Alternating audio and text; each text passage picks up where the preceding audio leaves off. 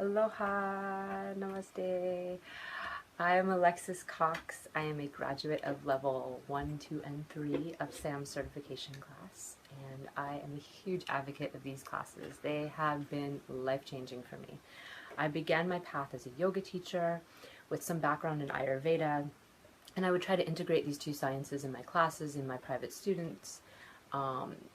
And then learning Vedic astrology just brought in this whole other element. I just began to understand how to better determine the dosha type, not only of my students, but of the day. I began to have a better understanding of where people were at each day when I would come into my classes. And I had a better understanding of the spiritual science behind all of this to begin with. Just integrating these sciences really helps you understand more and more and more depth. And that's really how they're used, traditionally. So that was amazing. But then from there, I started to have another career. I started to be able to give readings to people. I started to have confidence giving readings to people. It was unbelievable how quickly I was able to confidently give readings to people.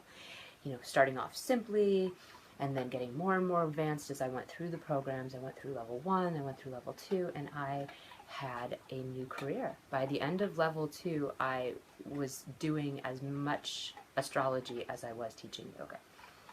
Really, really beautiful way to help people, to show people what it is they're going through in their life, and to understand what I'm going through in my own life. Such a blessing. When I first began this journey of learning about Vedic astrology, I was introduced to it and sort of shown it from a fearful perspective. There was this fearful looming thing called Saturn, and I was going through it. I was going into my sati sati, or I was already in my sati sati, and about to enter a Saturn dasha, and I was getting these questions from the first astrologer I met about, how are you doing? Are you doing okay? Sati sati is very scary. And I'm like, I'm actually doing really well. My life is actually the best it's ever been. And then I went to this very famous astrologer, very well-known astrologer, very expensive astrologer, and I asked him at the end of my reading, sort of a lot of good, bad in the reading, a lot of that's good, that's bad, that's good, that's bad, and then I said, well, hey, will I ever get married? Will I ever have children? I see all this career stuff, I see all this dharmic stuff, but what about a family? Is that an option for me? And he looks at my chart, maybe 5 seconds, maybe 10 seconds. And he looks back at me and he's like, unless you get pregnant when Jupiter is in Cancer, you will never get pregnant. I'm like, are you kidding me?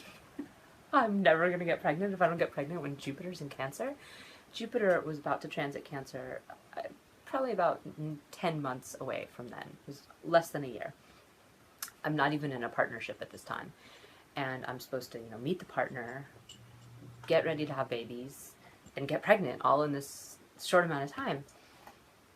Or else never. Or else it will never happen. You can imagine how that felt to me. I'm a woman, I was in my 30s, I'm like, this is really, really sort of a fearful thing that has just been put on me. But I also knew that it didn't feel right to me. It didn't feel right because his reading didn't really feel that great to me. I didn't really feel like I got much out of the reading. But it also didn't feel right to me because it just didn't make sense. And then I started studying with Sam. And the more I took his classes, the more I realized, like, this really doesn't make sense. There's really nothing about my chart that makes that be some kind of edict I should have. There's no reason why my chart says that. And sure enough, Jupiter came and went out of Cancer, and I didn't get pregnant. I did get married, but I did not get pregnant. And though I still had it at the back of my mind, you can't take away something you say to someone like that, I had more confidence. I was like, that's not even truth. And sure enough, Jupiter transiting Leo, which is my 4th house, which is much more indicative of motherhood and becoming pregnant, I got pregnant. And my dasha cycles were correlatory, my transits in the sky were very correlatory, everything was working together.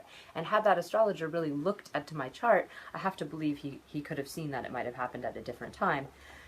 But he didn't even bother. And I don't know if he even understands or cares about house rulership or dasha cycles or any of that stuff, but it's very important. And the way that Sam teaches, you will understand those things. You will understand the transits as they happen, and you will understand the dasha cycles as they happen, and you will understand the planets and the signs and what they do mean and what they don't mean.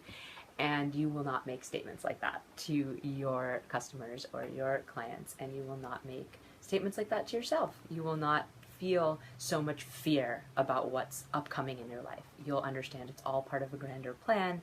It's all part of Sanatana Dharma, of eternal truth, and there's not good and there's not bad. It's just all part of it. And we're either moving closer towards our Dharma or we're moving farther away. And that is a beautiful thing. So I wish you blessings on your path forward, and you are in beautiful hands with Sam. Aloha.